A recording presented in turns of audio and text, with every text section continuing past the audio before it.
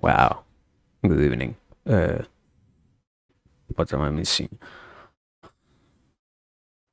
The question is, what is the theater thing about? Good question. I don't know. Undefined, I guess. Yet undefined. Better that way. And also, let me change this image. Thank you.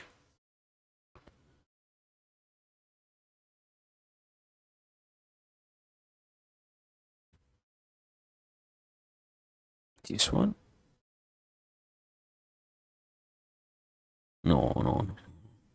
This one. But that one.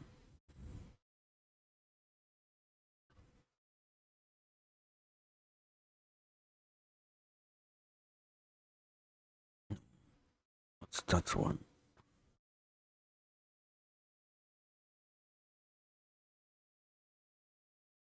Max res default? Yeah.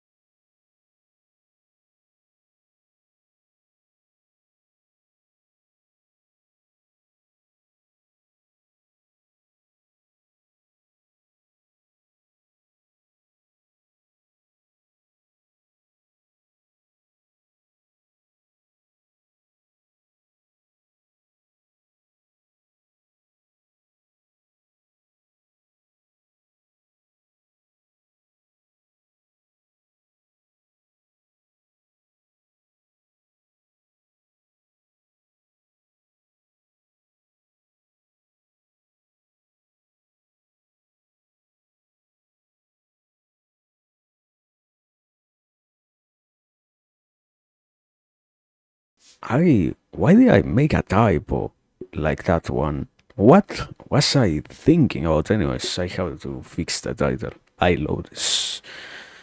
I I knew something was wrong.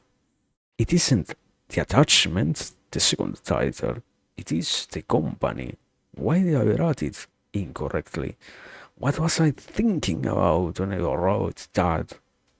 Anyways, the, I have I have to actually try and remember to fix it later on. I guess that's going to be hard. Not in terms of oh yeah, it's impossible to make it work, but rather it's impossible for me to remember that I how to change the board title. Why? Anyways, the point is I made a typo. Until it is it's fixed. Uh, Anything else? I don't think so. Probably not.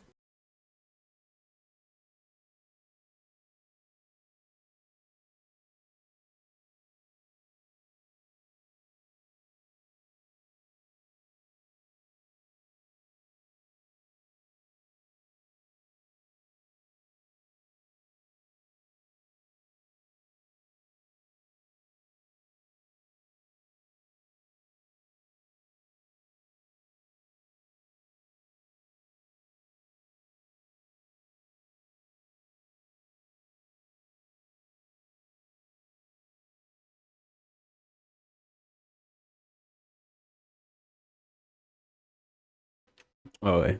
Now, now for real, we're ready. Um, I fixed the typo. I made sure that everything works. I guess. Am I? What else am I forgetting? What's?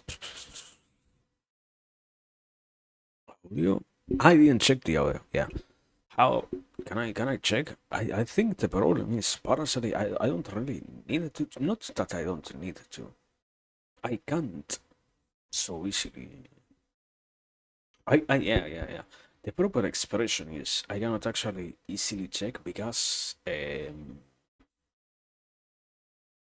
have a fan in the background, so I can't really turn off the fan. I am going to fucking die of a heat stroke if I turn that off. So there is no stream without a what is it without a fan. Anyway, what? Ah, okay. It works. It works. The point is that it works. There it is. I checked. It works perfectly well. Thank you. So I guess we're ready. Why I genuinely don't remember the context behind why that thing is set up to 8 minutes still. At some point I chose to do that. I don't know why even. So crazy. Anyways, so I guess we are ready. That's the point. That's the action. Ah, I know what I should have done. We have a little bit more than a minute left. Okay, give me a second.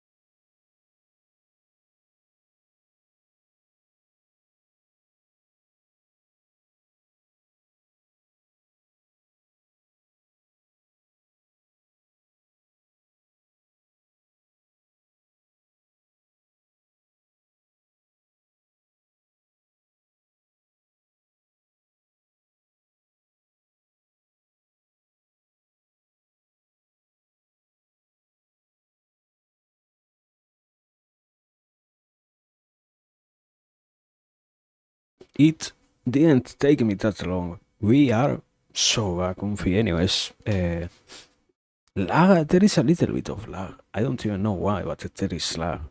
It happens, I guess. Anyways, that is loud. I probably shouldn't do that. Anyways, good evening. Here we are. Another wonderful night.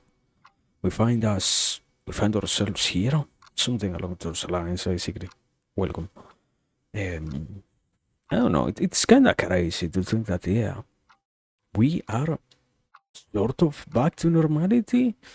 I don't even know what is truly normal. I think it's something funny is to see that yeah, we try to define this as normal, as understandable and whatnot, and it's quite crazy to realize that yeah, all of this is, in a sense, quite. I wouldn't say unstructured, but rather quite unspecific. It's like a chaotic normality, something along those lines, I guess. So even if that is the reality, we still find ourselves here. So that's, I will say, more than enough. That's sufficient enough to feel good. So today we find ourselves yet again here. That's just with that I feel good. And just by having the possibility of continuing all of our discussions here, I think that's already nice. So, what what's up today? What do we have in store? we we had a lot of time to decide, and yeah, I think that it was the proper choice today to have more in-depth analysis of stuff. I think, as always, okay, there are some, I wouldn't say exactly struggles in terms of, oh yeah, yeah, it's impossible at all to understand this or that and whatnot. It's more along the lines of, you know what, it's interesting that we always have the possibility to try and pay attention to whatever it is that we choose to look at in terms of, oh yeah, we are going to actually come here and decide to discuss stuff of all sorts, and that could be either way something that we do find interesting or something far more in the lines of, oh yeah, yeah, there is no actual point tying anything together, so we can just randomly sit here and try to make any coherent sentence come out. But no, it's it's far more easy this way. The stuff has been already chosen, parasite. We have two topics, those two are on the title, I will assume. Um, I don't know. I said something along those lines when I was making the post for the schedule and whatnot. It's quite crazy to see that in some way I created the whole page with the stuff to talk about so long ago, and so much of it wasn't really. I don't know. I think it's funny. It's not. I wouldn't classify it. I don't think I am doing a proper work in classifying it only as philosophy. Let's say you could have ways in which it could be more easily seen as philosophy, yeah, but at the same time, I do think it's more than anything else just like, or yeah, more like a derivation from philosophy onto psychology, let's say, something along those lines. I understand that I personally do not utilize that much language that might make the whole task of discussing things far more easily and what's not. So it ends up being quite obvious that, yeah, discussions or conversations or monologues or however you want to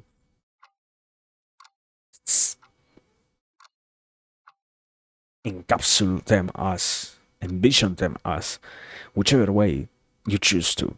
I love these streams, which are at the very least that do have one common thing or one thing in common between all of them, and that is that, yeah, the topics are quite, I wouldn't say just complicated, are a lot more. Yeah, I think it's psychological in nature. So that's why personally I want to make that clarification. I guess it's important to, at the very least, be capable of saying that, yeah, I do, I do think that we are talking first and foremost about psychological stuff here. It's not so much about philosophy. I do think there are still some concepts that end up being far more philosophical, but I don't know. I wasn't actually expecting to find myself to be so oriented towards all of that world of psychology when I was writing those notes so long ago. First and foremost, I don't know. There is a lot of a story behind all of that, and I didn't actually think that I would have had the necessity to mention any of that. But yeah, I one day I said, yeah, you know what? It will be far more easy if I actually sit down and think beforehand about what is it that we're going to be talking about here. And that didn't happen yesterday or a week or a month ago. That happened, I don't know, like 2 or 3 years ago. And almost, I wouldn't say exactly at the same time as when I started, but probably 1 or 2 months after I started. And one of the craziest things is to see that, yeah, so many of those topics end up being what I have been talking about. Mostly not truly philosophy, but rather psychology. So yeah, it's crazy to see that we have. On one hand, it is the gift of the opportunity to talk about them. On the other one, the the revision of those things and the exploration of such, I wouldn't say completely or with the utmost certainty, oh yeah, complicated things and whatnot. They aren't like that. They are far more interesting in terms of, wow, you know what? They can be quite tricky, let's say. Let's keep it to that at the very least. And yeah, it's interesting anyways. The point is, we have stuff, as I have said, they are in the title. They are the two things that we can easily find, that we can easily identify are first and foremost, there is this first one that says letting go of attachment. The second one is the and that's where I had to fix not the attachment, the company of those who are on. That was I guess I don't know. I wouldn't say any kind of error can be interpreted as a fluent sleep probably, but no. I would say it's more along the lines of just a mistake. Or it's far easy to just say a mistake along those lines. Yeah, the point is the company, not the attachment. I probably by the time in which I have uploaded this to YouTube, it will have already had the title fixed. I hope I did fix that. It would be necessary to do so. So yeah, I don't know. I think I'm trying to think out other stuff before actually starting. I don't know. There is a schedule. It is pinned, and that will be what this week will be happening in itself. So yeah, that's probably interesting to also check out, I guess. But anyways, the point is now to actually get onto something. Let's let's try to talk out the stuff. So moving on, starting now properly, getting onto the topics themselves without so much previous text and context and background information and whatnot. Okay, what are we even trying to talk about today? First and foremost, the title itself is letting go of attachment. That's I would say it is quite a complicated idea. I don't think it requires that much of an explanation in many senses to some degree because I personally believe that we have utilized a lot of our time here trying to discuss concepts about attachment and whatnot, and one of the most useful notions that we have already supposedly discussed is these notions about what attachment in itself tries to mean. Not that we have yeah, I'm not somebody who utilizes his whole time explaining all the minute details about things. I haven't truly explored all the possible knowledge that does exist about something like theories of attachment and such. Here, I haven't mentioned them deeply, but this notion of being, let's define it like this, okay? Me, as a person, as an existent thing, being, okay? Me, in relationship, I wouldn't say dependence, in some ways in which you read it, it can be classified as me in dependent relationships with other things. I end up being attached to stuff. That's sort of basic definition. I wouldn't exactly say it that way because to some degree, I think that even in a way in which you're not fully dependent on something, in which you're just capable of finding some way of gaining something. Let's say it like this. I am attached to stuff. Me attached to anything which isn't myself because of a certain benefit that it might give to me. That's the most basic way in which I can define attachment. Why we need to define that in this case is because there is something quite funny to think about, and that is, yeah, I mentioned them. There is this whole line of styles of attachment and attachment to people, and it is true that they do exist. I am not saying that they are not real, that they are not important categories, let's say, but in this analysis, we are not thinking about them. At this level, they are not a thing that matters for us. I think so. I think that there are far more interesting things and far more important things than these ones. In terms of, oh yeah, I can be attached even to just one of the most basic things. I can be attached to routines, to objects, to concepts, to notions, to ways of living, to the way in which I attach myself to stuff isn't just related to the people that are around me. I can also be, while having a completely solitary life in terms of not having contact with any other human being, I can still be attached to many things. Like, I don't know, one of the easiest examples is I can be attached to substances and have problematic ways of consumption because I find myself attached to them. In that sense, it's complicated to be capable of understanding that, yeah, attachment in itself is any kind of relationship which I can establish to anything which isn't just me, so to speak. I can be attached. It's I guess it's sort of complicated in terms of, oh yeah.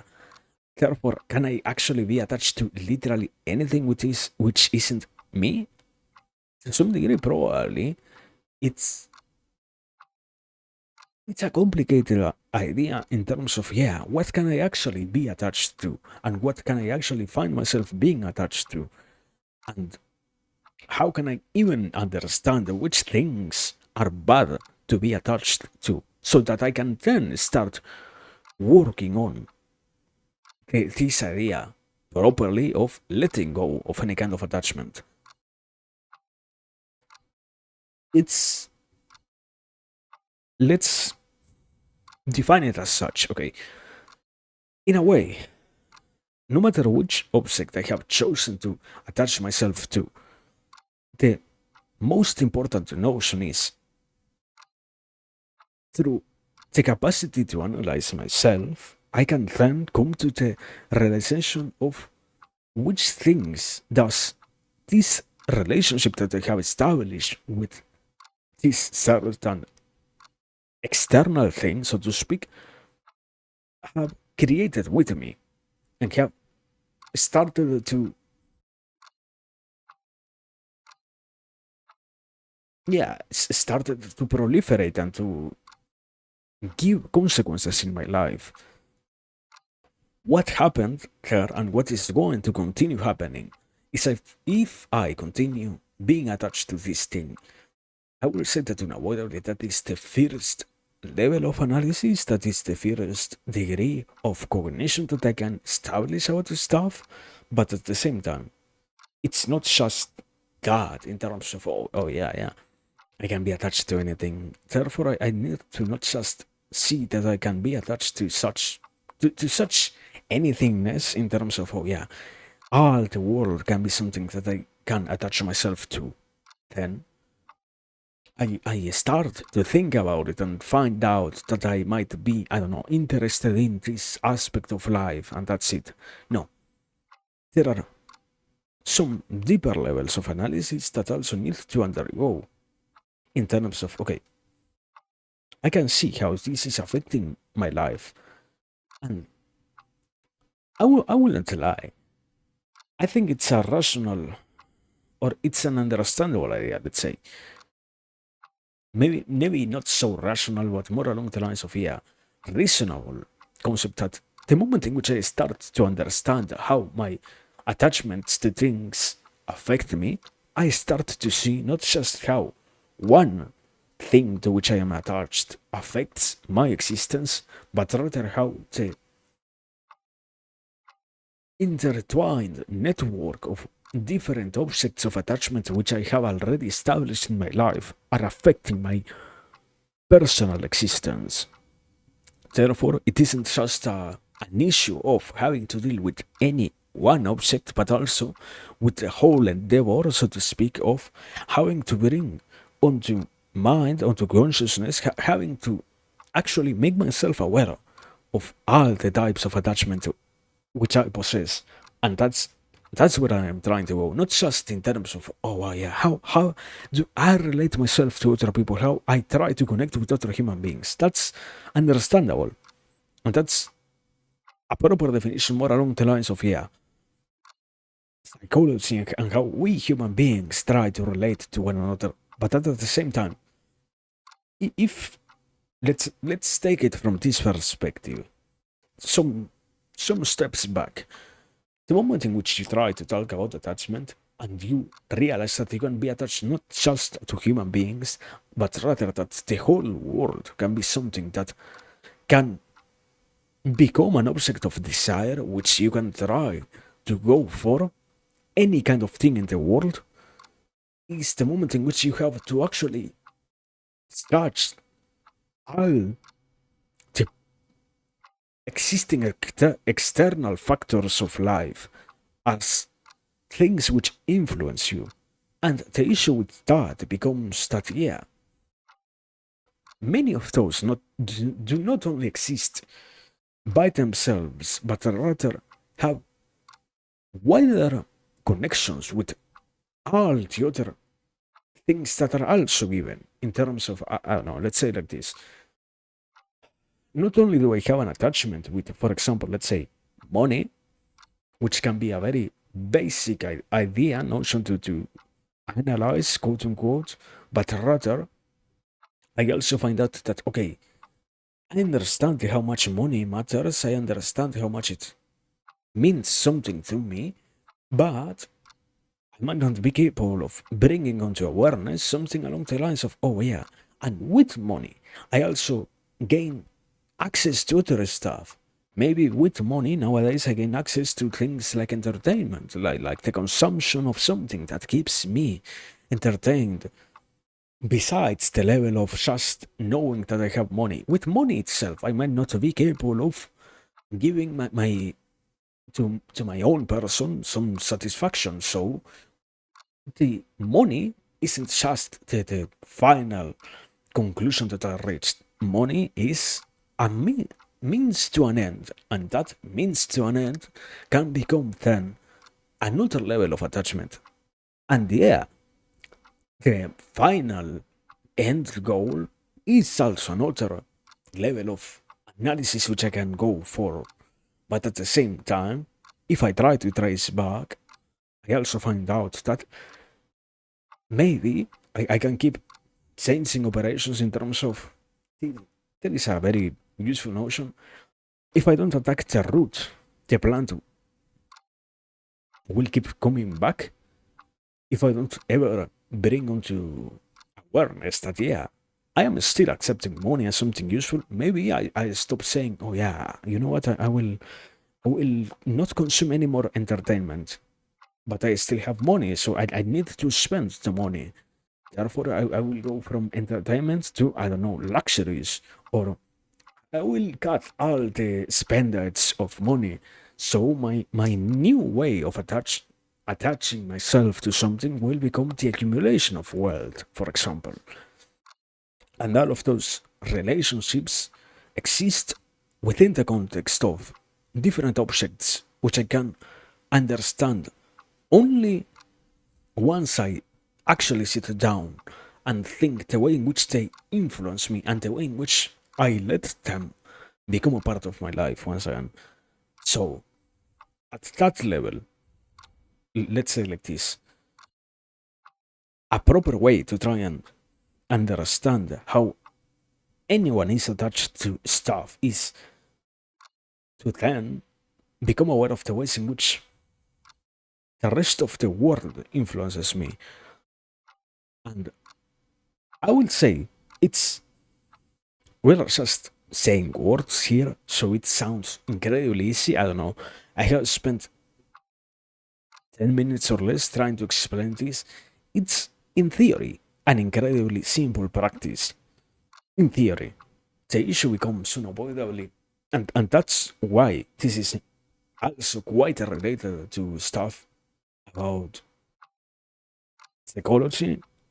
I cannot so easily admit some things. I cannot so easily be capable of saying, "Oh yeah, you know what? I am deeply interested in something like money. Hey, I yearn for monetary success. I want the stuff.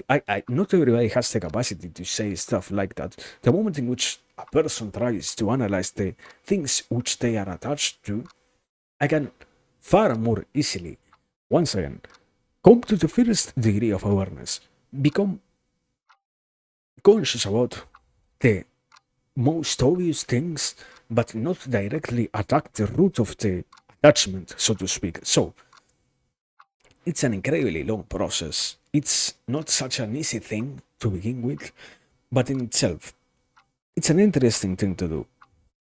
And it's an interesting thing to become aware of. I'm not even trying to talk about letting go of it yet. I'm just saying to be conscious about the ways in which I try to act on the world already allows me to see sometimes, because that's, let's say it like this, it's the fun reality of sometimes I don't even need it to have the mindset of, yeah, you know what, whatever I come across when I try to bring onto my mind the ways in which I attach to the rest of the world, whatever it is that I find I will get rid of. No, it's just I can and I will make sure that I understand what attracts me on this world. And by doing so, sometimes I will realize that I don't actually find truly something that interesting. I just have these things obstructing me, these things replacing other far more interesting desires that I could be actually pursuing, things that I could be actually, let's say like this. There is this whole theory of healthy versus unhealthy ways of attachment. There are things which I can categorize then just by my own inner criteria, let's say. The moment in which you become an adult, you have already supposedly experienced enough of the world to be capable of realizing something incredibly funny, and that is sometimes you are doing things that you don't actually enjoy so much, but as long as you do not try to make sure that you are doing them or not, you do not have to act upon them. The moment in which you actually have in your hands the notion of, oh yeah, I am engaging in this behavior that I might not enjoy so much. I might be participating in this stuff that might not be so beneficial for me and whatnot. The moment in which all of that becomes part of life is the moment in which I get, at least in theory, the possibility of acting far more consciously about the decisions that I try to take in accordance with the actual way in which I want to live. So, at that level, to just realize what is it that I am attached to is already good. At, and from there on, yeah, it comes the whole level of then trying to get rid of it, trying to let go of any kind of attachment. It's it's a far more complicated notion in some ways, because that's also the complication of this particular title, so to speak. If you have to let go of any kind of attachment, it means to be capable of understanding how it is possible to not to be in any way subjected to anything.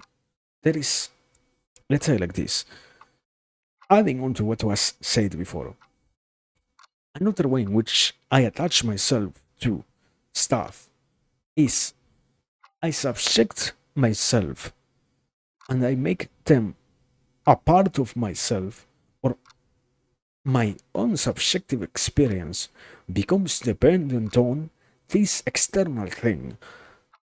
It, in some cases, means then that I have to refocus that energy, so to speak.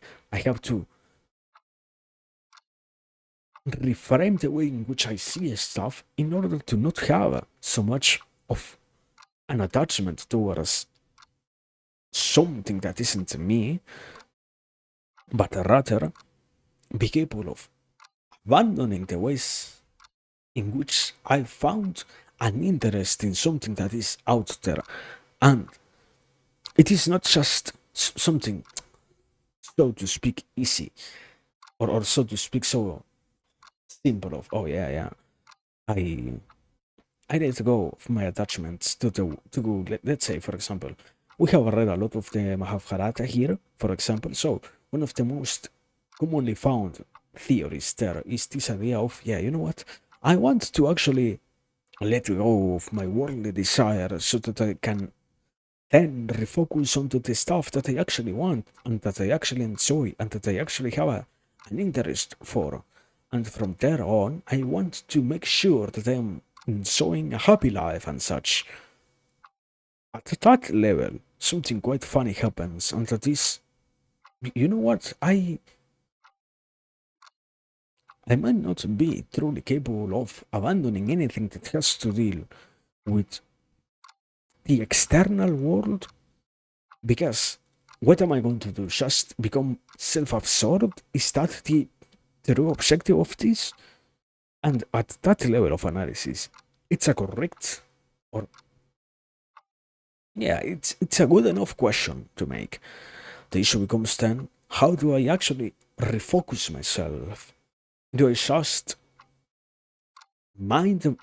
There is this more famous or more mainstream expression of mind. I just mind my own business. Is that what I have to do? What does that actually mean inside of this particular context? That I have to not care for anything that isn't me? That I do not have the right to do that? That I do not have the necessity to do that? It's complicated there. But let's say like this. If I can understand what is it that I have subjected myself to, from there on, I can slowly remove those binds that might not just bring me joy, but rather remove the actual capacities, desires, and more so because we supposedly talk about philosophy here. Philosophy here, there is this idea of potentiality. One of the most interesting things is in many cases, when I attach myself to something, I am giving up my potentiality towards other things because I choose to rather have that energy directed towards anything that isn't me. So my personal projects might not be as important. Let's say, I don't know. It's not it's not a correct example, but it's in itself an objective truth that, yeah, I don't know, if I have a child, I cannot be so, let's say, so focused on the grind set. I cannot be 24/7 working on becoming rich. I need to also take care of a children. I need to take care of this being that I brought onto the world and such. So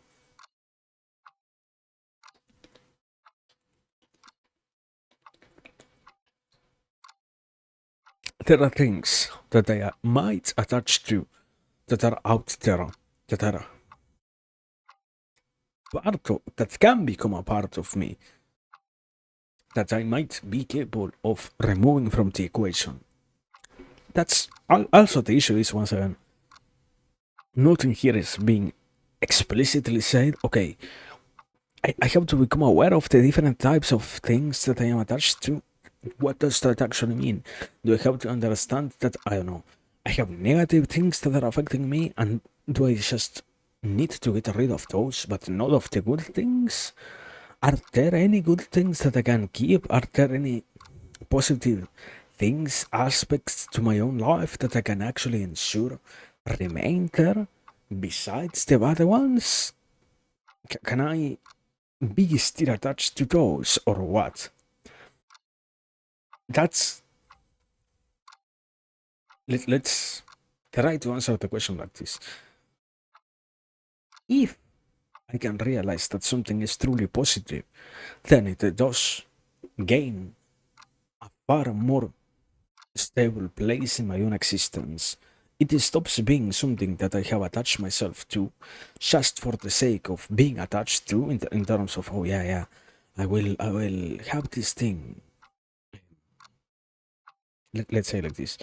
I will have this one external thing that I have allowed in my existence be a part of me and not have to think about any of the problems that it solves. And that will be the end of the question. I will, so to speak, I will lower the entropy of my own existence by attaching myself to something that I might not truly like, but that at least seems to make my life easier.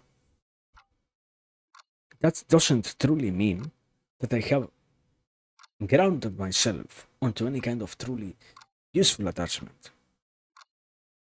I can only be sure that the things which I choose to keep are those that ensure,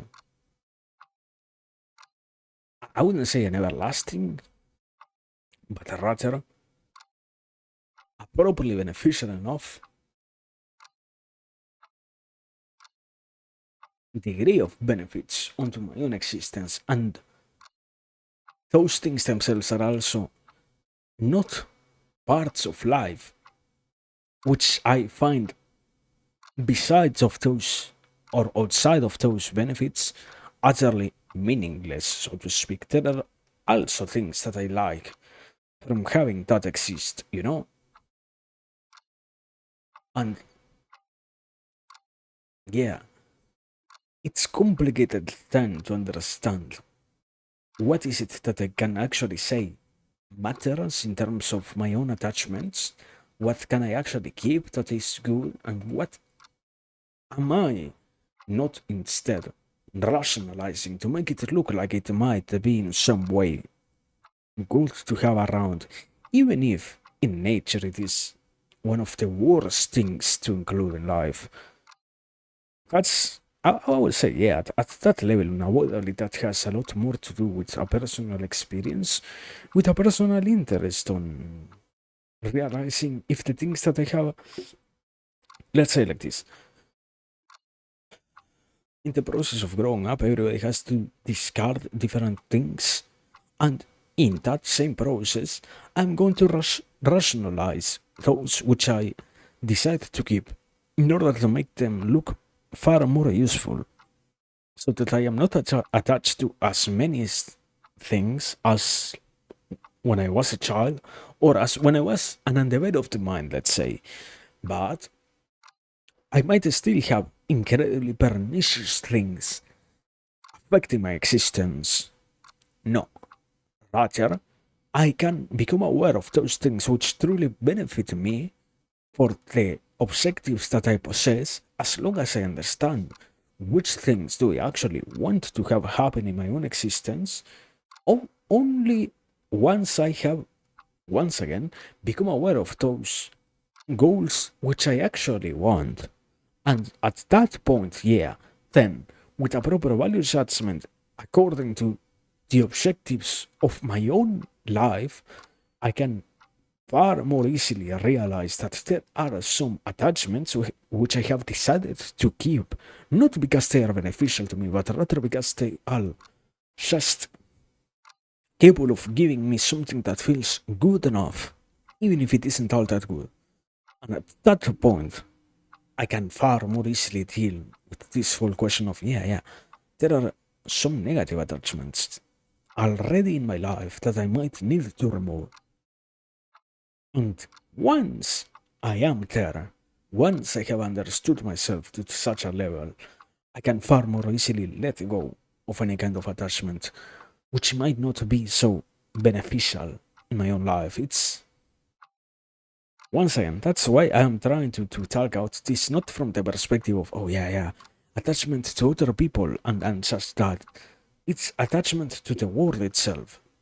The more philosophical level of the attachment, in that level of categorical analysis, it's a more correct statement that, yeah, where I guess if you want another mode of referring to it, yeah, perhaps a far more specific or far more clear type of, I guess, Buddhist detachment from the world and from worldly stuff, if you want something to compare it to. But once again, it's not for the sake of avoiding pain or whatever. It's a rather, in this case, I am attached to stuff. Why am I attached to it? Is it actually helping me with the goals that I have or not? And once I have solved that question, once I have answered that question, I can then slowly, far more rapidly, deal with the action of removing those things which do not allow me to reach the goals which I possess as much as I want them, or with the speed that I could have if I were to truly utilize my potential for the sake of achieving that. And I just to mention it, mostly also because, yeah, I guess at that level, uh, to continue to read is to continue to understand far more things than what you can actually sometimes believe. So there is also another question that is far more crazy to think about in terms of, oh yeah, and I am going to be oriented towards some goals. Is that goal mine, or is that goal a thing that has been implanted from the outside, which I decided to take upon? Because maybe I let's say like this, and that's why also this category of attachment is anything that I subject myself to becomes important.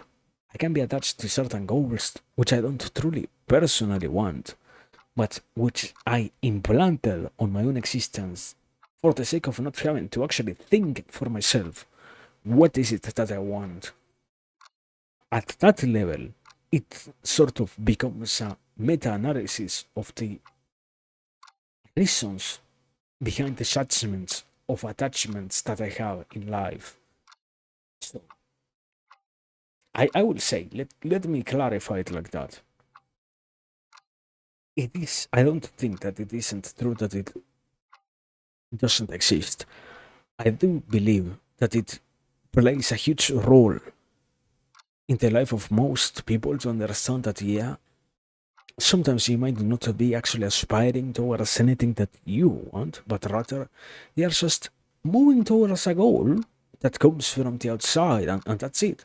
You're just moving yourself towards a thing which you don't personally care for, but which personally, on the other hand, at least you can say that you seem to care for, and the outside world will give you enough validation.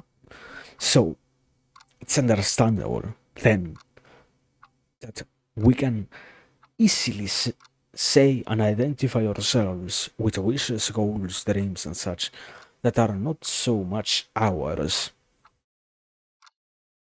But I am not, I guess the answer is I am not truly proposing that level of analysis so much or so clearly because I do have to accept it is incredibly risky. It's something that might as well. It's, let me say like this, it's not that I believe that people don't have truly internal desires or that the average person, so to speak, cannot identify the things which they actually like, but rather I believe that there is something in the level of, I don't know, I might have to process way too much of my own life to actually become capable of understanding what is it that I like myself instead of this.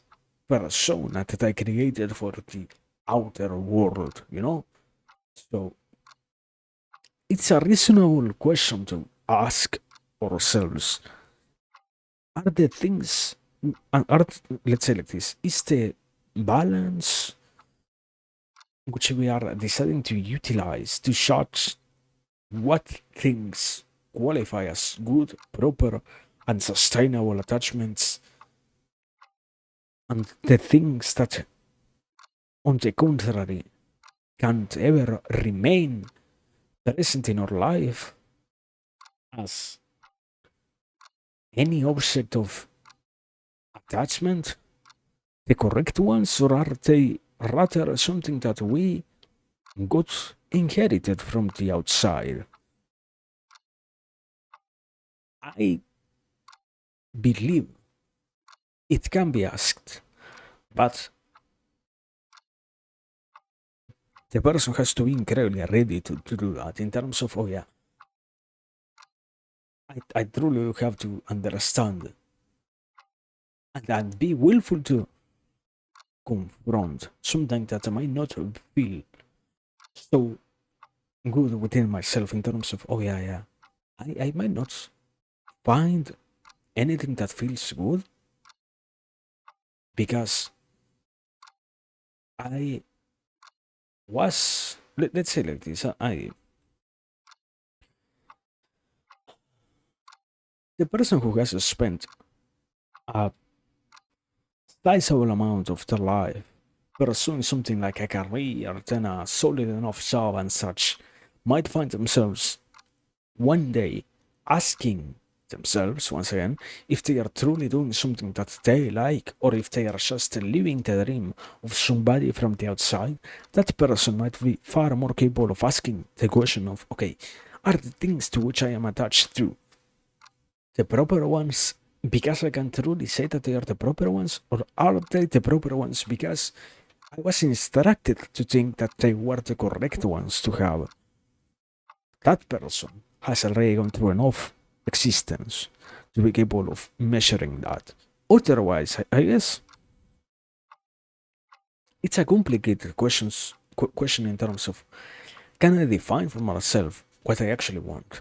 And can I understand what desire do I truly want to fulfill from a personal perspective, or in the process of judging the external desires that I make part of my own perceptions?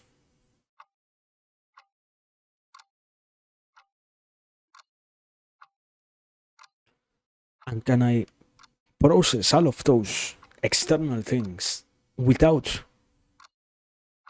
truly integrating onto myself to make them, or to make the next one that appears out there become me, so to speak, you know?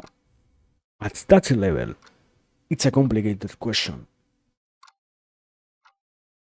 The supposition should be something along the lines of, anybody can theoretically solve that,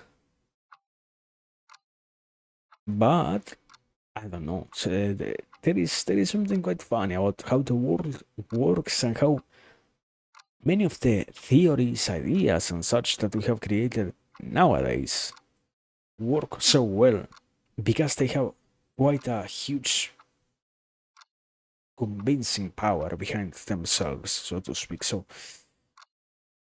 I don't know. I wouldn't I wouldn't clarify or dwell too much on, oh yeah, yeah, are the standards which I have for what is a good and bad attachment the correct ones? But rather, if I feel like I understand, at least that there are things that I can get rid of that will make my life better, start from there. And from there on, yeah, slowly continue building towards this final question. In a sense, yeah, it does become the final one because after that, supposedly, you get to understand which is it that you actually truly want. You truly get to aspire towards the completion of a goal which you are truly devoted to, and the satisfaction of knowing that you are utilizing your existence in something that will truly make you personally happy and not will be fulfilling the wish of an external other which became part of you just because you heard it from a sufficiently enough convincing viewpoint that now it's integrated onto yourself. So,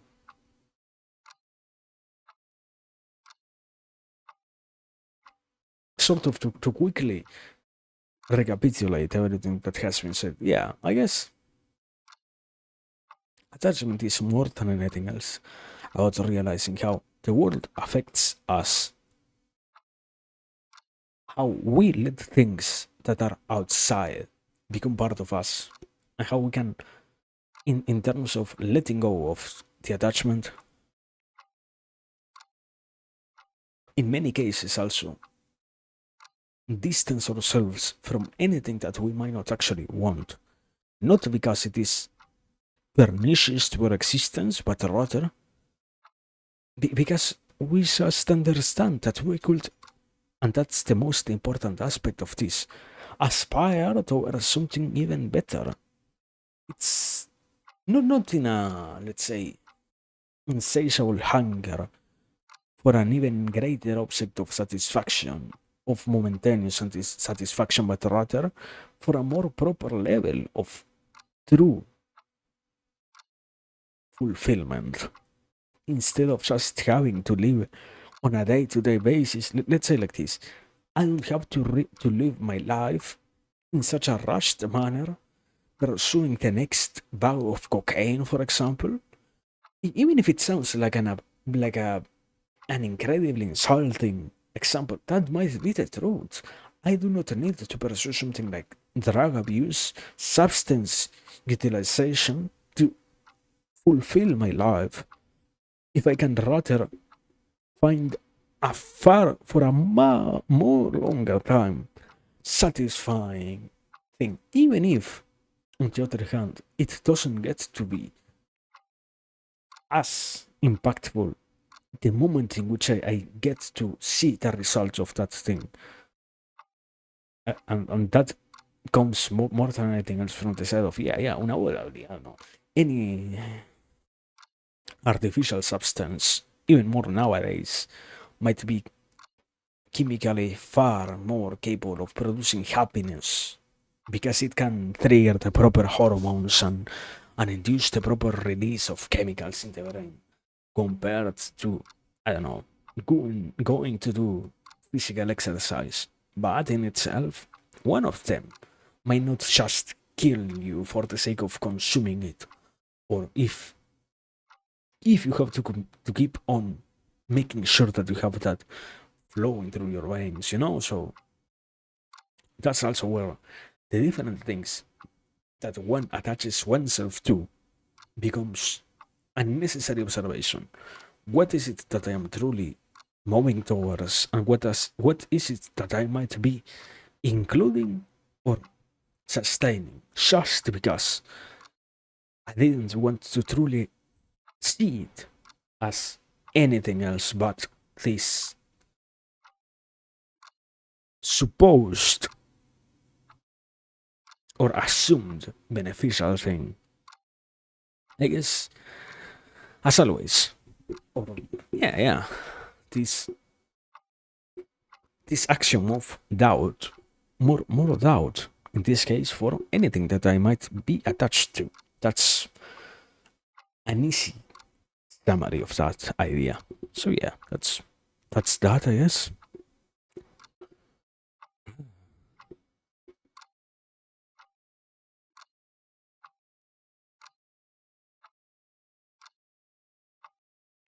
I didn't think it was going to take so long, bro. I guess yeah, I have been thinking about that. One of the funniest things has been to see that yeah, certainly quite a crazy reality came to be, and that is that so much stuff. One gets to know so much about things that they actually try to learn out that topics like this one that would have been quite easy to navigate before. I guess the far shorter version is the Dunning-Kruger effect, you know? Oh yeah, this thing will take 5 minutes to talk out before. Nowadays, I don't know. I can talk about attachment for hours on end, probably, at this point in the time. And once again, more so because, as I clarified from the beginning, I didn't even talk about attachment to people or such. There is a whole level of theory, a whole level of theoretical understanding about this phenomena of being attached to stuff that we didn't even mention directly. You can sometimes replace things like, oh yeah, I don't know. I might be addicted to an object. I might be addicted to a personality, to a person, to a thing, to a sensation that somebody brings on me that makes me feel to blah blah blah blah blah blah.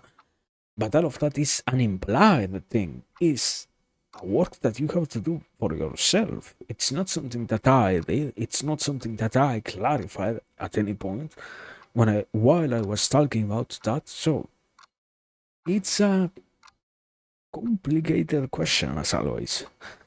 But anyways, it serves at the very least as a foundation, I guess. And such with that, I would say that it is already good enough, at least as a beginning.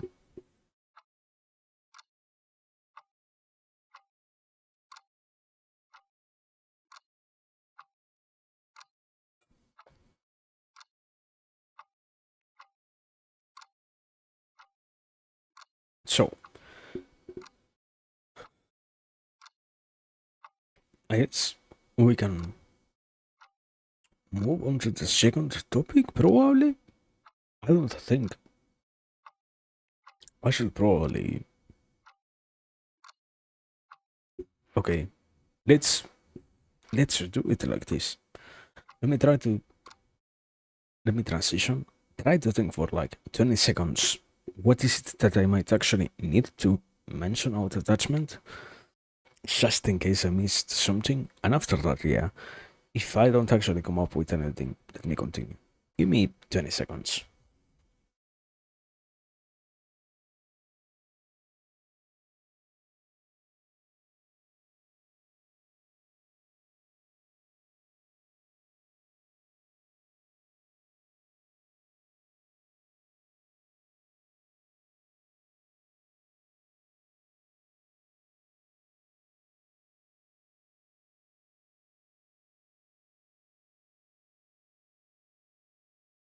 No, I think we were fine. I guess so. I hope so. I hope to believe that we were fine. At least, once again, for a basic level of analysis, it's fine. I would say. Also, good evening, Christian. I hope you're well. Welcome. Ah, I have to believe that I didn't miss anything. So, I guess we're literally ready for a proper switch onto the next topic. Also, I don't know if I said that. I hope you're well, Crispian. I hope you're having a nice. What is it? Wednesday? Thursday already? I don't know. But yeah, I hope life is good. More than anything else, life is good. I hope so. So, today, we were, I don't know, we just finished talking about attachment. So, we're moving on to. And the title should be fixed. I have to believe that it has been fixed. Ah, yeah, it's Wednesday. Yeah. Yeah. It's it's good to see that the week isn't going so fast. It's a nice thing actually to see that the week isn't moving as rapidly as it could otherwise be going,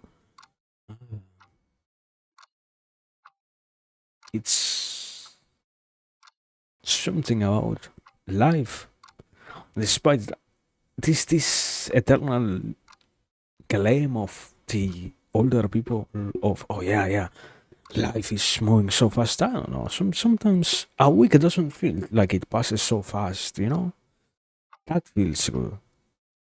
That's nice enough. It's like, I guess, to some degree, if you live it day by day, it can feel quite unnerving. Some days can feel like eternal, yeah, but on the other hand, on the week by week analysis, it's good. It's better. I don't know. On the month by month, maybe not so much. I don't know. We're already on the month 10 on October. That's that's quite a lot more crazy.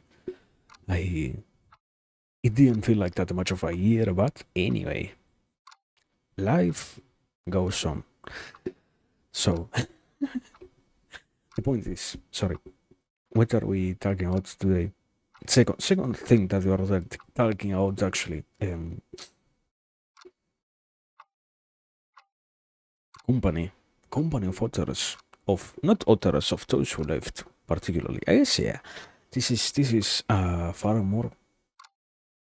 I guess I don't know. That's what I was thinking about. Yeah, it's quite surprising to see how all of these concepts are so incredibly hard to talk out.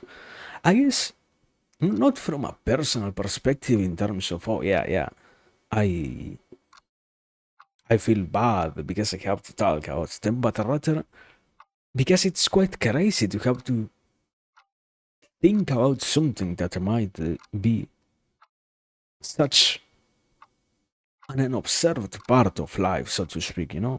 It's like, I don't know, there is a way, or not a way, there is a common thing of it's far better to never talk about those things, those, let's say like this, the elephant in the room. It's much better if you never address the elephant in the room than if you ever mention that. To some degree, because, yeah, it's quite complicated to do so properly. And I don't even know how is it that we got here. And I have to find out that actually so many of those things are elephants in the room. I don't know. The point is, anyways, besides it being an elephant or it being an ant, whatever it is, we have to talk about that. So, yeah.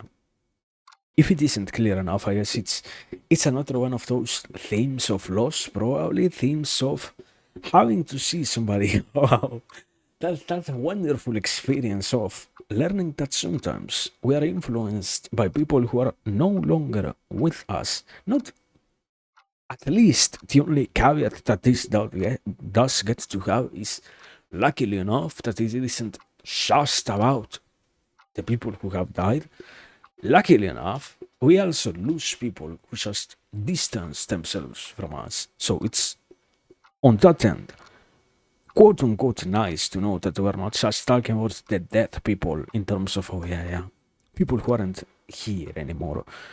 But also this, it doesn't make it any less complicated. One of the craziest things to see is how hard it becomes, more so for the modern human, to talk about the concept of having to suffer so much distance from one another.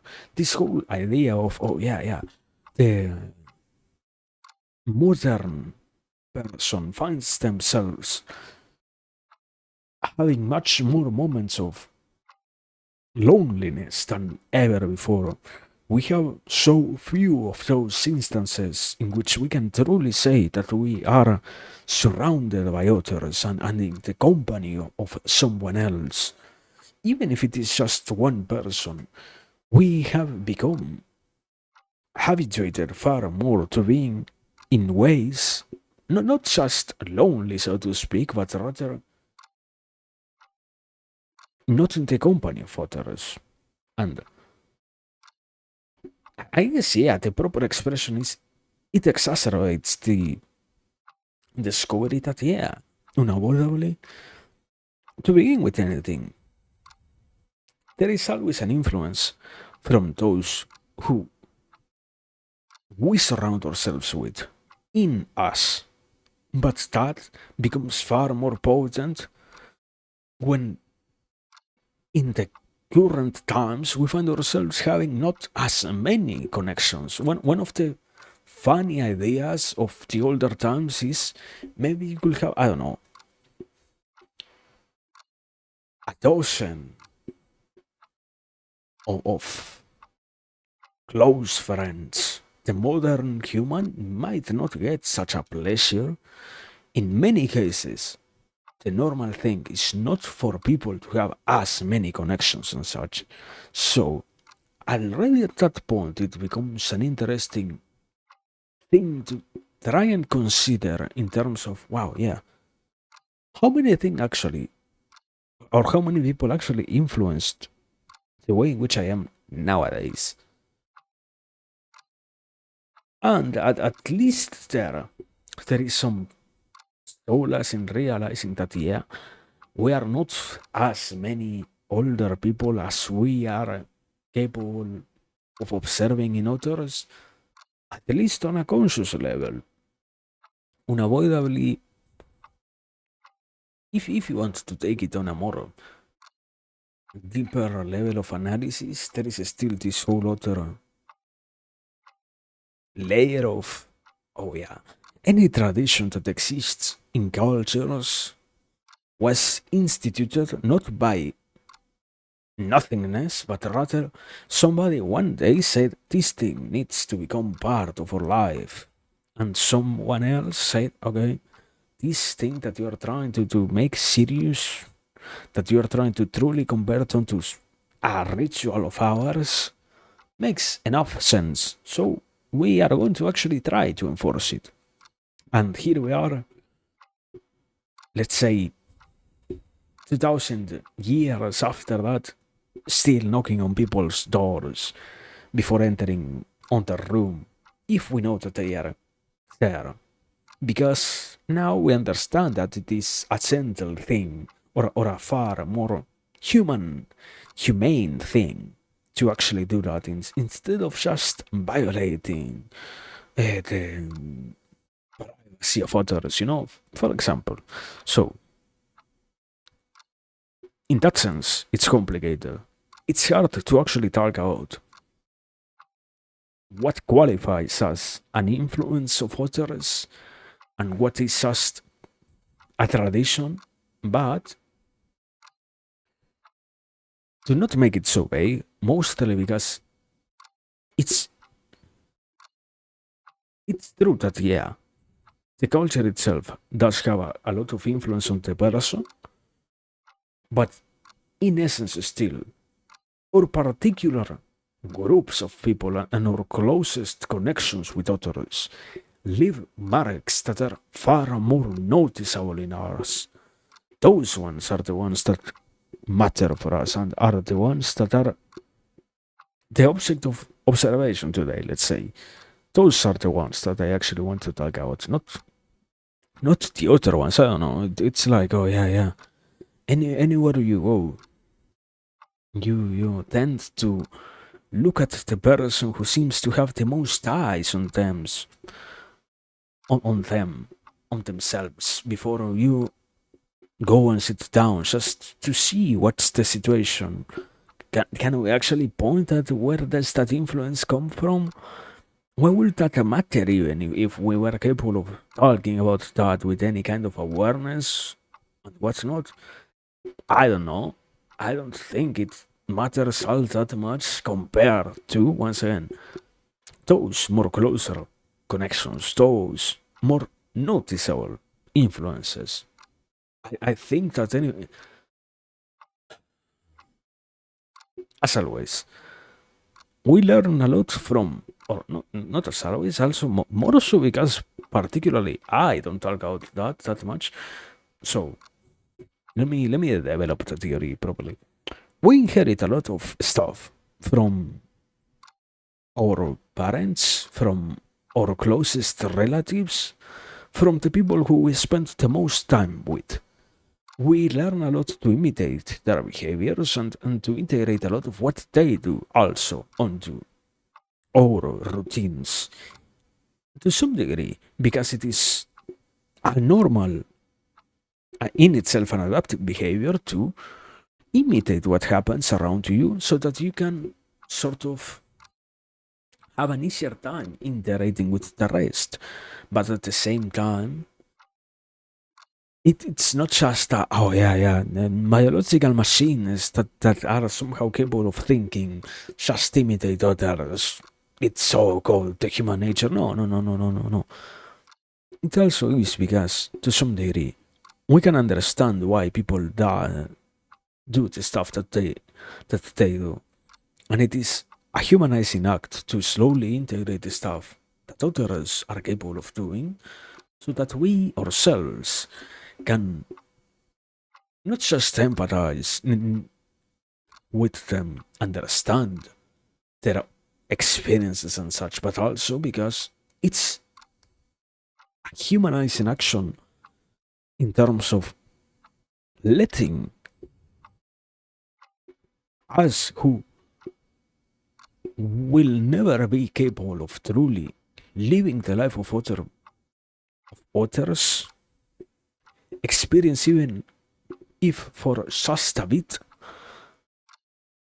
what the others might be going through by trying to imitate, by letting those things become a part of us unavoidably. Also, I guess one of the many remarks that has to is done here is if that is done out of a willful imitation, unavoidably, if you are imitating something out of or because it is being enforced by the other person, it might not be so much of an adaptive capacity of a willful thing going on. It might not be so much of a truly enjoyable experience just because it doesn't come out naturally.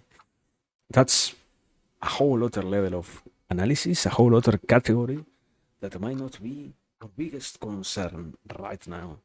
So, going back, going back. What matters is we take a lot of inspiration from our surroundings. Yeah.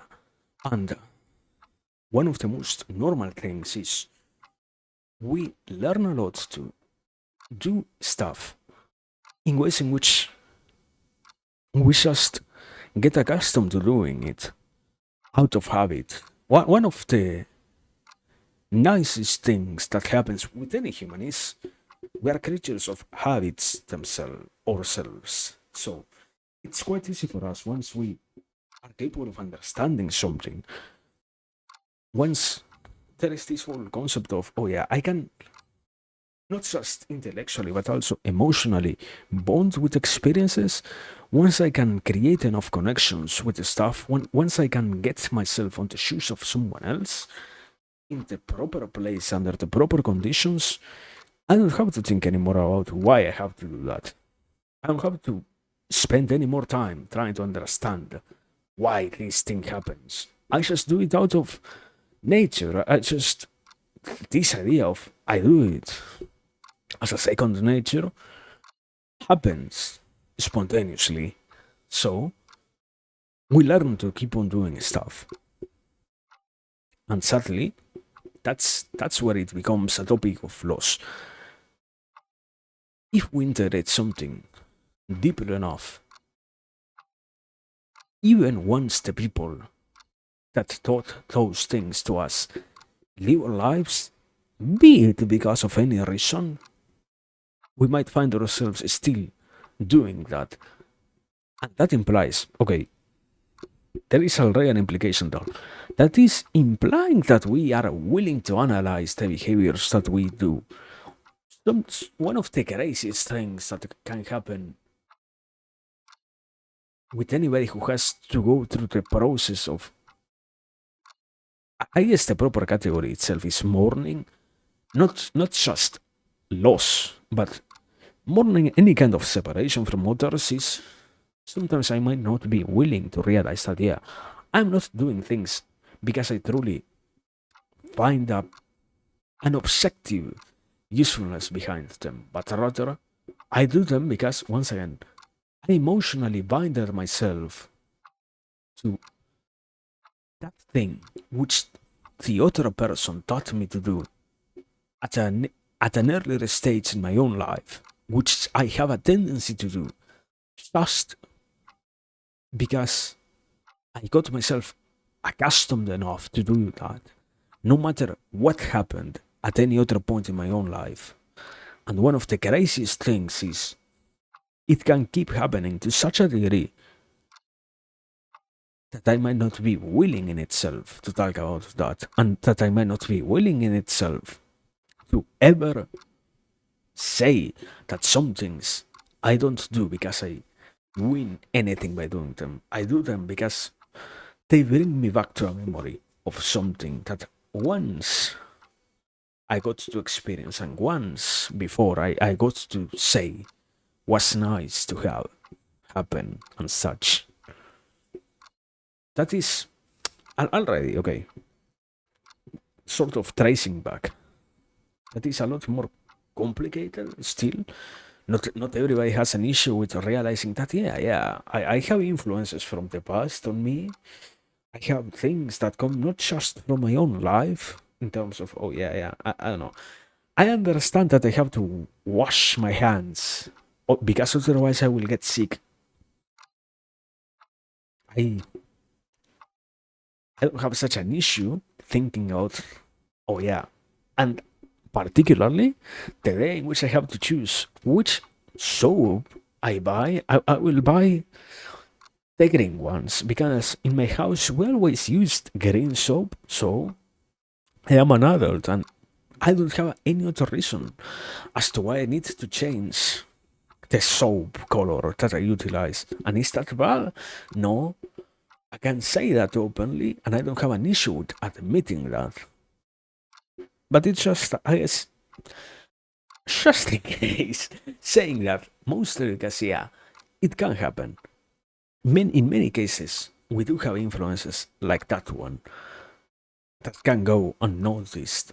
Many patterns in the behaviors that an adult possesses might come from places and might have been adopted at earlier stages in life, which we might not be so capable of truly declaring out loud. It becomes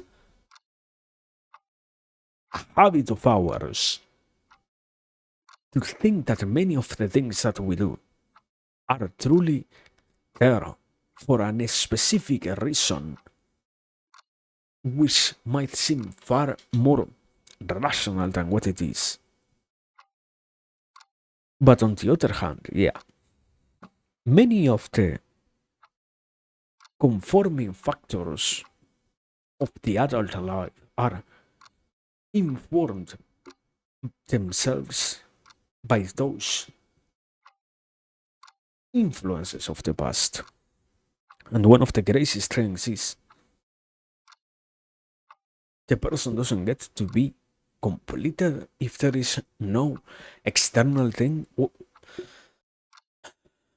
The great, it's not such an easy to say thing because it's basically once you take it to the extreme, then you get to understand that unavoidably all of us are influenced by others to some degree. What I was talking about before, we're all influenced by others, and society as we conceive it nowadays wouldn't exist if we weren't capable of being influenced by others. Yeah, okay, easy enough.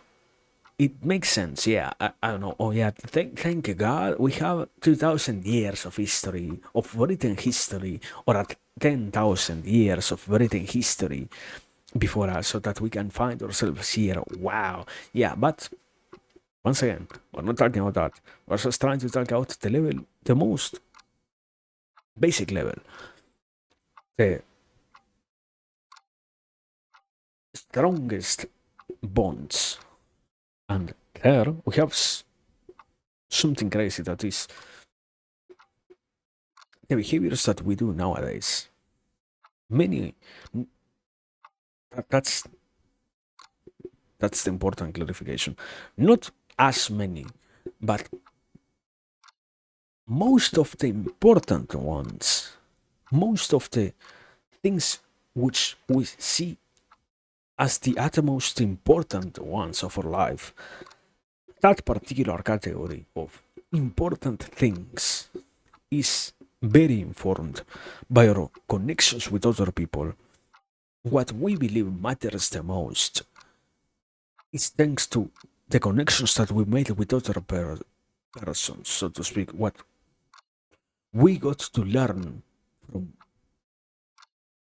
our surroundings, I guess. That's the issue. It's not just our, yeah, by our family, by our friends, by your colleagues, by your co-workers. It's any person who can create a strong enough impression might be capable of leaving us with a new imprinted pattern which we might integrate into that category of things which we have to make sure happens in our life.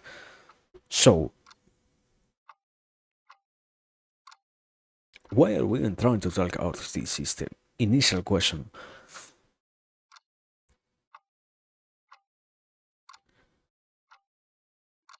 I would say that one of the most important things about this is unavoidably, yeah, you get to realize that sometimes you have stuff that doesn't really belong to you. There is,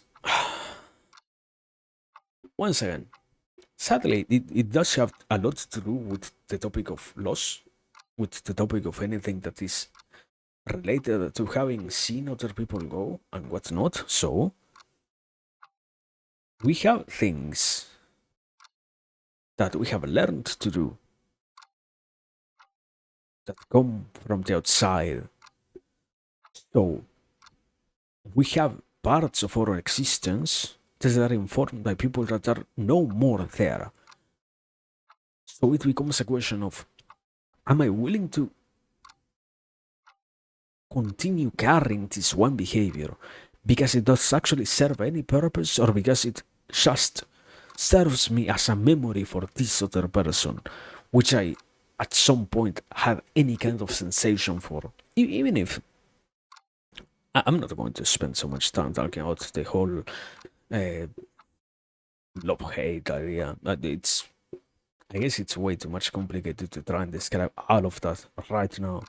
The idea is just I had some sort of feeling for someone, and that feeling was strong enough so that I could allow myself to create behaviors for them, so that I can feel a little bit more of what they felt from my own shoes, so to speak. The person which brought this behavior left for any reason, and now it becomes a question of, is it going to remain or not? First and foremost, I get to understand that some of those things are there because of that reason. Then I have to ask myself once again the question of, does it deserve to remain or not? But also,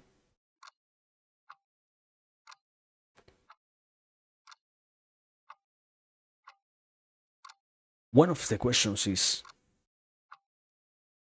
what do I do if I remove this thing? It's in this culture, luckily enough, there is one redeeming quality that does have, or that does exist in this culture, and that is, we have talked about this concept of, you cannot feel such a such an absence with other things. The process of healing in itself cannot be properly done just by replacing stuff like that. So it doesn't need to be explained so much, or so. The culture itself has allowed us to understand a lot more and to discuss it with far more appropriateness or properness, I guess, how to deal with the absence of anyone. At that level, we don't have such an issue of, wow, yeah, yeah, I'm actually trying to maybe get rid of something that I used to do because of someone that I cannot see anymore for any reason. And why am I willing to do that? Is it truly making me happy? Will I be replacing that because it's going to make me happier? The process of, once again, mourning allows us to understand far more better why sometimes we might be willing to do these changes in the behaviors that we have integrated. And sometimes we can then slowly do the more proper process of, oh wow, yeah, maybe I cannot replace this thing, but at the very same time, just the memory or just the so vivid part of experiencing this thing which allowed me at a previous time of my life to connect so much with someone who isn't there anymore for any reason doesn't serve me so much, so I don't need to actually replace it. There is this other level of, wow, I can just accept that it doesn't need to be so present in my life right now. It's this, not just moving on. That's the issue. It doesn't work with just moving on. It works with, okay, I understand the role that it plays. That's what I was trying to aim at. I understand the company that these behaviors brought to my life. But at the same time, I get to understand that I might not be as positive as I might have thought otherwise. And if I want to truly do a proper process of continuing first and foremost with my own existence, I might not require so much to just sustain all of those endless behaviors that I have learned from others, endless adaptations that I have done to empathize with that other person. I don't, once again, I don't just get rid of it, but I understand the role that it played, and then I can slowly, that's the issue, I can make it free, and I don't have to be subjected anymore to the pressure that it brings to also carry such a weight, because at some point, and that's the issue of not being fully capable of expressing all of this stuff when we are trying to talk about mourning. At some point, it stops being just the process of trying to in itself process the loss of something, but it becomes the eternal penance for this thing which cannot be anymore. And it becomes more of a tormented existence rather than a beneficial one, or rather than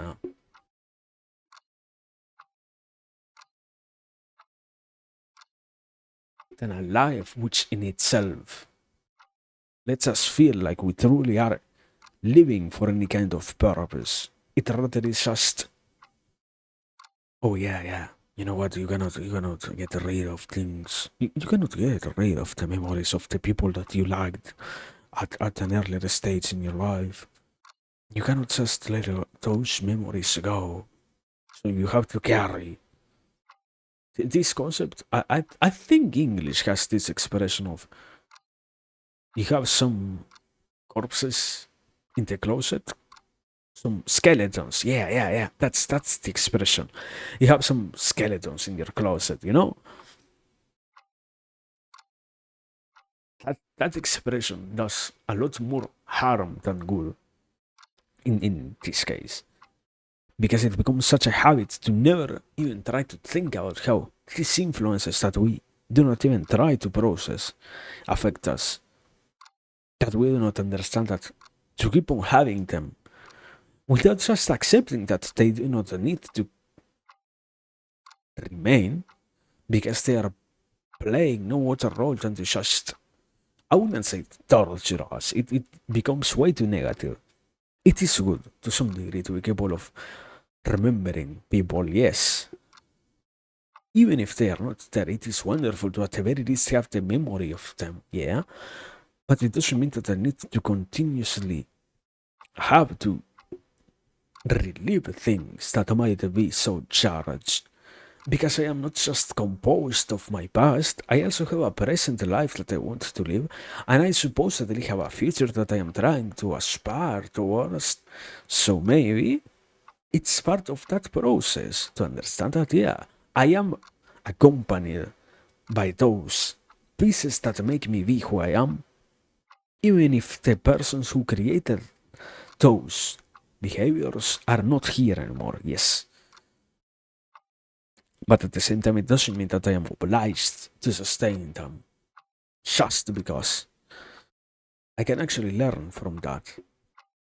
And I can rather keep it, more importantly, I guess, that's the important concept here. I can keep it as something precious instead of converting that then truly into a torture, which with enough time can only become yet a new thing to be resentful about. This, oh yeah. I have this thing which I do, which I know I do it because it comes from the past. I know I do it. I don't know. I don't want to give an example because it does feel bad, but let me give one.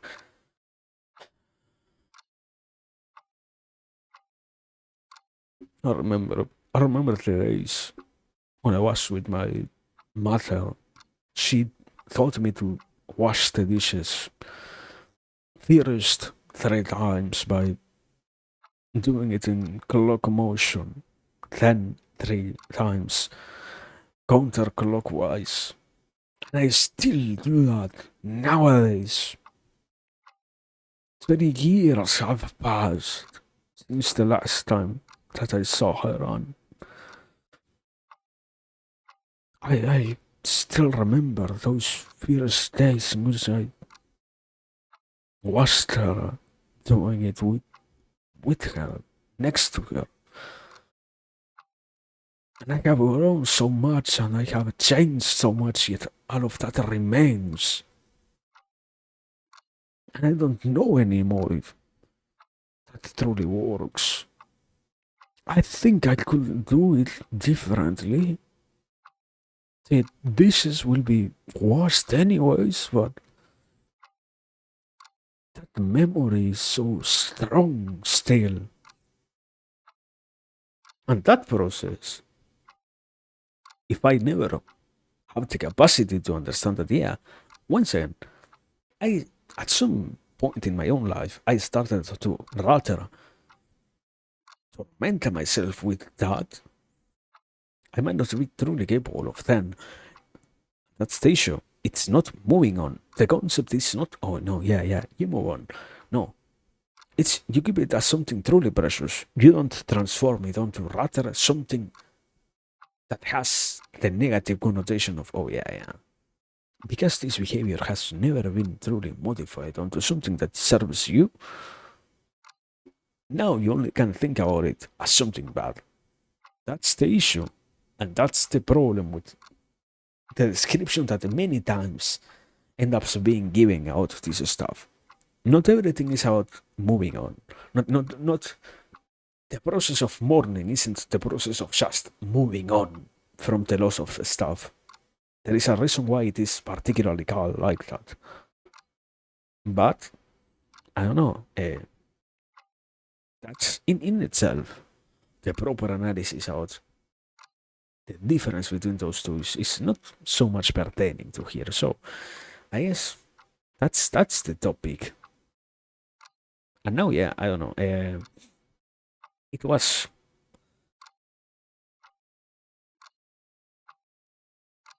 I think it was a good enough analysis. Thank you. Uh, my personal critique is it was good. So yeah, I said it before. I don't understand how I came to the conclusion that all of these ideas were proper enough to talk out. Once again, they're incredibly heavy. Yeah, to some degree, because as I said before, they are the elephant in the room. You don't talk about the elephant in the room, you know?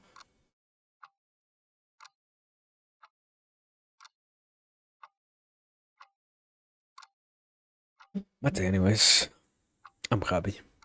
They are still good enough to mention, at least like this. So I think we're done. I don't have that much more to say. I don't think I have anything else to add. That's good. Yeah, yeah. Thank you very much. But yeah, I don't know. It's it's still interesting. Yes, it is still plentiful compared to not even trying to mention them. I don't know. It's as always, as I continuously say, when it comes to, even if they might be to some degree uncomfortable, it's far more good to at the very least attempt to mention any of those elephants, of those. I remember they have other mode of referring to them, but I don't remember exactly how. So yeah, you can talk out those things, even if I I, I, I don't try to talk out that level of category, what I guess it it can be probably that whole level of the real if we try to base ourselves on the whole categories of stuff. It has to do a lot with the realness of the world and such. So it's better to at the very least attempt to talk out that, even if in itself the real is still impossible to properly mention. In this case, because yeah, I don't know. Sadly, we have so much work done in so many other areas, yet all of this still remains completely unmentioned, and more so. I don't know. It's not so good to be so critical. I don't know, brother. I don't know if it is not so good to not be so critical. We don't have that much stuff happening like that here, so yeah. Expect more stuff like that. I mean, I said it before. I have literally a whole page of those topics. I guess they are like 150 or so. I don't know why I have so many of them. But yeah, it seems like this new season of philosophical discussions is going to be like that. Anyway, now for real, thank you. Yeah, it has been a pleasure being here. Uh, Now, question mark. Anything to add? I don't think so. I think it was good enough. Can I can I actually rate? Can I do that thing, or is it going to be hard? I hate when Twitch complicates its functioning, and also I don't know. I hate Twitch on phone. Next time, uh, I promise. Next time, thank you. Anyways, the point is, we're done. Yeah, nothing else to add, nothing else to say, I guess. So yeah, I don't know. I will continue studying tomorrow. We have harata. That is like 10 times easier than this stuff. So look forward to that. Thank you. And yeah, life is good. Oh, life is wonderful. And so yeah.